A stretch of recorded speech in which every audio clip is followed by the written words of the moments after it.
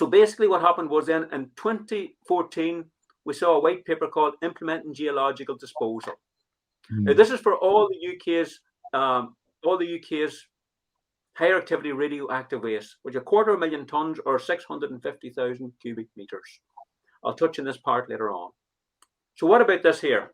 So it basically says, this is from the white paper, these quotes. It says the UK government remains committed to geological disposal as the right policy for long-term safe and secure management of high activity radioactive waste. There is no disputing that. A GDF will be in place because it has spent millions of pounds and they decided this is going to be this is the safest way of doing it. The question only is, where will it be? At that particular time there, we're saying we're enjoying the benefits of low carbon electricity from nuclear power. This is 2014. They were linking low carbon and nuclear power then. So basically what they said was, this is a devolved decision. Each of the devolved assemblies must make a decision about it. So here we see there Scotland have two things, and they said we're happy with the near surface level storage at the moment. Wales said we'll consider it, and England says obviously they will have to look at it. As you see where we are, no higher activity radioactive waste. So the key thing here is, what did we say? The Northern Ireland continues to support the implementation of geological disposal for the UK's higher activity radioactive, recognising as the best interest of Northern Ireland that these wastes are managed in the safest and most secure manner. They have said we will accept higher activity radioactive waste, and we know it's going to be the safest and most secure manner because they have said that in policy. Now, how did that come about? Were they asked for it or whatever? I'm just going to skip back here. Basically, no, we are actually authors of the paper. We designed the paper. This white paper is issued jointly by the UK government and the Northern Ireland Executive. We chose to do this. So in the paper, is there any, sorry Pat for interrupting you there, is there anybody, a specific paper trail to see which specific individuals within the Northern Ireland Executive were actually responsible for signing off on that?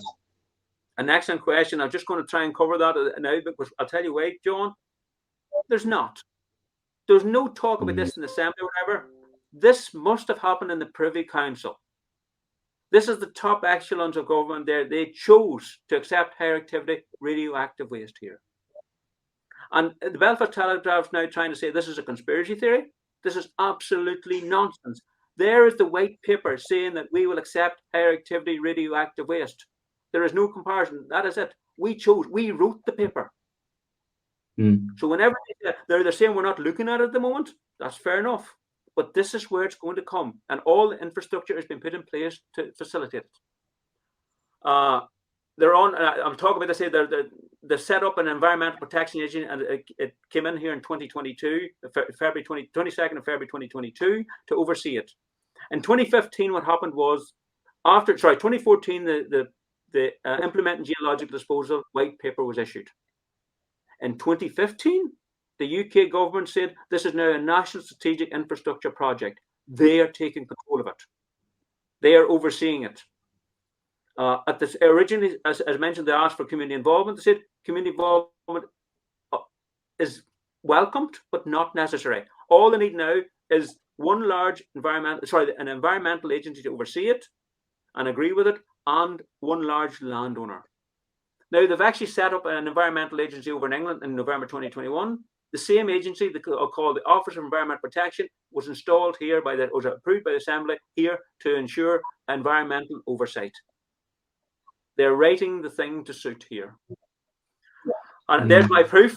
They're talking November 2015. The headline is, "Law change so nuclear waste dumps can be forced in local communities." Now, the GDF itself is meant to be operational by 2040. So my mind is they're going to do an awful lot of the precious metal and minerals. Then they're going to discover that there's a lot of norms, naturally occurring radioactive material, and then that's what it's going to be. The reason I'm saying that now at the moment is they looked at where are they going to get all this in 2014. This is from 2014. They're going to get it from power plant reprocessing, medicine, defense. That's where the higher activity radioactive waste is going to come from. But in 2018, 2019, they said that they're actually going to include norms, naturally occurring radioactive material, to sit inside this GDF. We can store that as well. So what does the GDF mean? Some people are of the opinion the GDF is going to be, they're digging this hole for the gold mine, and then they're going to stick this GDF or the higher activity radioactive waste underneath. That's not the case. This is a major project, and this is going to store, say, 250,000 tons of radioactive material. It's going to have a footprint of only 1 kilometer wide on the surface. Down below, it's going to be 200 meters up to 1,000 meters long by 4.4 kilometers by 2.6 kilometers wide. This is a massive structure.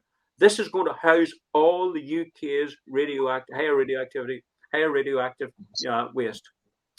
That's what it's going to look like. It's going to be automated. They reckon, from depending where you read, between 500 and 2,000 people is going to be on it. This is going to be a massive scale. This is national security.